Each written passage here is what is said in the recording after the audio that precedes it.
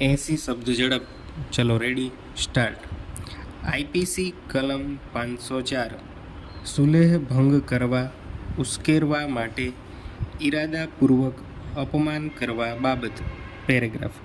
ઉશ્કેરાઈ જઈને કોઈ વ્યક્તિ જાહેર સુલેહ શાંતિનો ભંગ કરે અથવા કોઈ ગુનો કરી બેસે એવા ઈરાદાથી અથવા કોઈ વ્યક્તિ, જાહેર સુલેહ શાંતિનો ભંગ કરશે એવો સંભવ હોવાનું જાણવા છતાં, જે કોઈ વ્યક્તિ ઇરાદાપૂર્વક બીજી કોઈ વ્યક્તિનું અપમાન કરીને તેને એવા ઉશ્કેરાટનું કારણ આપે, તેને 2 વર્ષ સુધીની બેમાંથી કોઈ એક પ્રકારની કેદની, અથવા દંડની અથવા તે બંનેની શિક્ષા કરવામાં આવશે.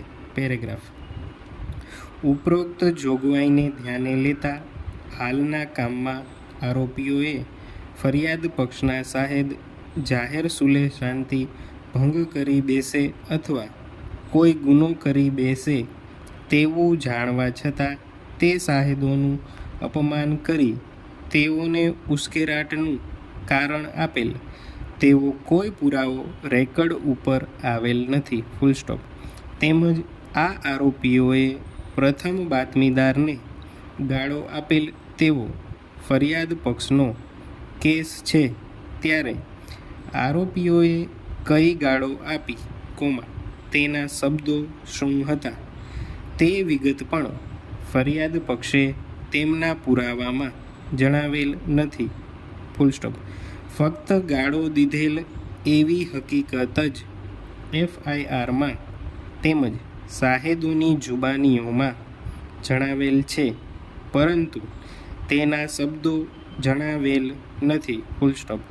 આ અંગે નામદાર ગુજરાત હાઈકોર્ટનો ચુકાદો એ.બી. વાટલિયા PSI વિરુદ્ધ સ્ટેટ ઓફ ગુજરાત, GLR 2011 2557 જોવામાં આવે તો તેના પેરા 8માં ઠરાવેલ ચુકાદો ધ્યાને લેતા.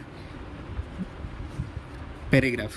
આમ ઉપરોક્ત ચુકાદા મુજબ ઇપિકો કલમ 504ના ગુના માટે ઉશ્કેરાત્મક ચોક્કસ શબ્દો કયા હતા તેવું ફરિયાદ પક્ષના શાહેદે જણાવવું જોઈએ.